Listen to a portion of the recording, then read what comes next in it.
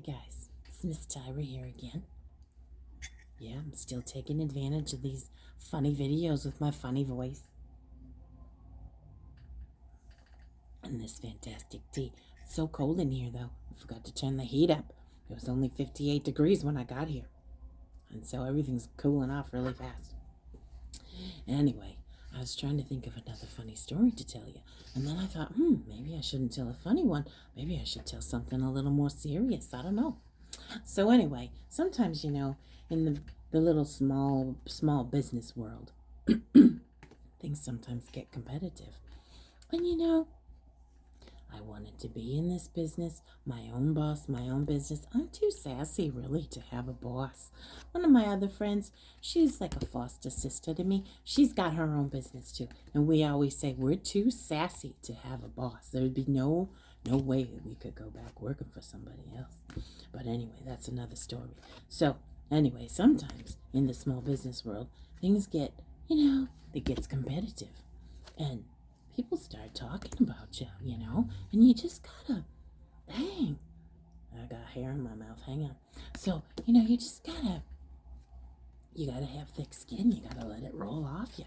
But, in the business like ours, it's metaphysical. And sometimes people don't like that. So if you're in a conservative area or something, and really, I don't know, are there so many conservative areas anymore? Anyway, in conservative areas, really, you got to be careful with what you're doing.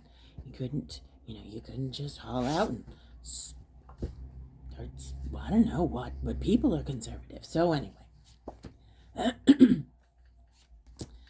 had these people, and they came in, and they were like, Tyra, we don't like what you're doing. And I said, well, what do you think that I'm doing? Well, we think you're doing the devil's work. I said, do you know the devil? Did he talk to you about me? Because I haven't been able to get a hold of him. They looked at me like I had 3 heads. And I'm like, I'm serious. I haven't been able to get a hold of the devil. How'd you get a hold of him? How do you know anything about me? They've never even been in my shop.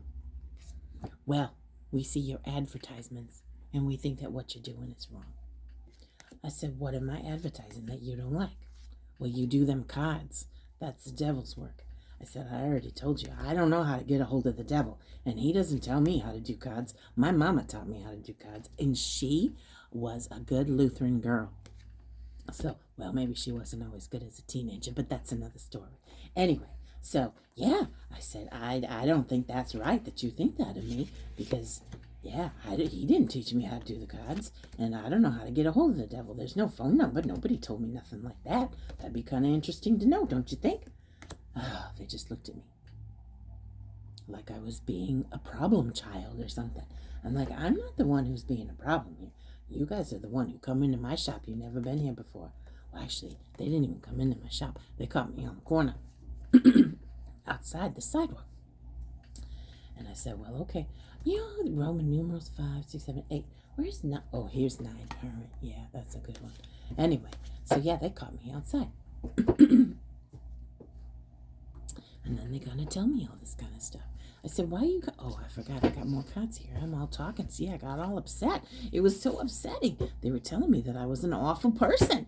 And I'm like, I'm not an awful person. I'm 54 years old, and my mama taught me how to do cards when I was 12. I've been talking to dead people the whole time. Mama's like, don't always tell everybody that you can talk to dead people, Tyra, because that freaks people out.